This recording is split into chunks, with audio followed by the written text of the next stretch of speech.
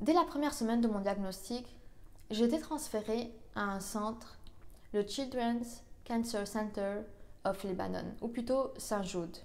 Ce centre accueille des enfants âgés de 1 jour à 21 ans. Et donc, j'ai été transférée dans ce centre pour prendre ma chimiothérapie et pour guérir. La chimiothérapie a eu d'énormes effets négatifs sur mon corps. Je me suis retrouvée plusieurs fois aux soins intensifs. Mon pancréas a été touché. Pendant quelques mois, j'ai été diabétique. Mon corps s'est vraiment affaibli. J'ai perdu plus de 14 kilos en quelques semaines. Je pouvais vraiment rien faire. Je me retrouvais toujours entre la maison et l'hôpital et la maison. Je marchais à peine et je me fatiguais durant la chimiothérapie aussi. Mais lorsqu'on vient et on me demande qu'est-ce qui t'a le plus fait mal durant tes 3 ans de chimiothérapie, je réponds toujours le fait d'avoir perdu mes cheveux.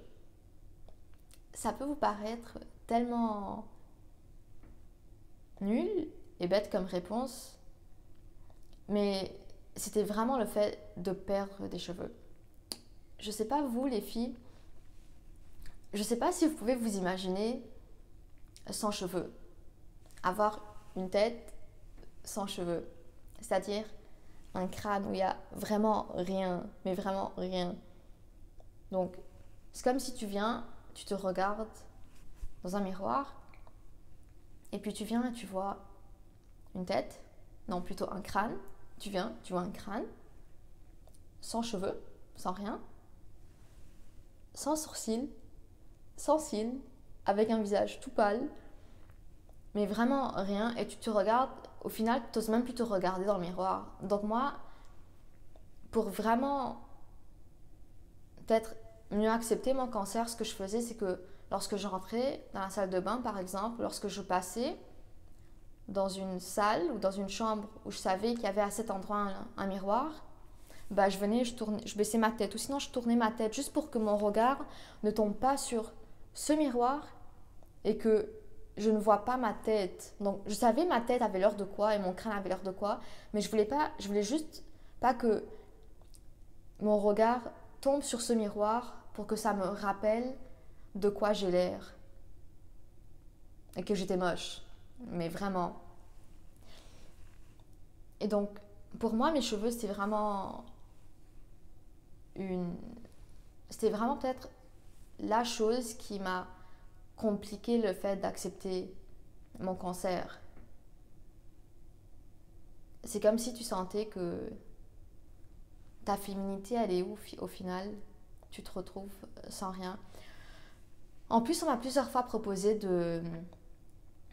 d'acheter une perruque, même qu'on me donne une perruque. Et puis on me disait, alors Marouane, on peut te donner des perruques, dis-moi juste quel type de perruque tu veux, des cheveux longs, des cheveux courts, de quelle couleur et tout, juste prends-en une, ça pourrait t'aider. Mais moi je me disais, bah non, je vais pas en prendre une, je suis en train de perdre mes cheveux, comment je vais venir et mettre des cheveux d'une personne d'autre sur ma tête? Et donc j'acceptais pas. Et c'est peut-être ça au final qui m'a peut-être poussée à mieux accepter le fait que je perdais mes cheveux et que j'avais pas le choix. Et qu'on a commencé à me dire, Marois, t'inquiète pas, c'est juste l'effet de la chimio. Tu vas perdre tes cheveux, mais ils vont repousser, ne t'inquiète pas, ça va juste repousser. Et au final, ils ont vraiment repoussé, mais au début, tu n'acceptes pas ce fait. Tu l'acceptes pas.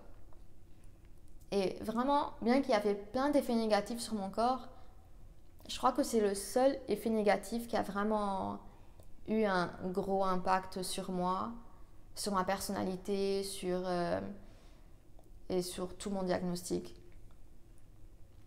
Mais vraiment, heureusement, également que j'avais mon voile sur ma tête parce que ça m'a vraiment aidé à sortir, par exemple, et avoir ce voile sur ma tête, ben, les gens n'allaient pas savoir que j'avais pas de cheveux. Bien que j'avais pas de cils, j'avais pas de sourcils, j'avais l'air pâle, mes yeux qui ressortaient, mais mes cheveux ne se voyaient pas grâce à ce voile. Mais mon visage m'a vraiment trahi à cause de la chimiothérapie, de ses effets. Mais voilà, j'avais pas le choix. Il fallait juste l'accepter. Et puis, peut-être vous m'avez entendu dire que la chimiothérapie a eu plein d'effets négatifs et que même à un moment donné, la chimiothérapie était mon vrai ennemi. Mais là, au final, puisque je suis devant vous, là, ça veut dire que la chimiothérapie était même peut-être ma meilleure amie.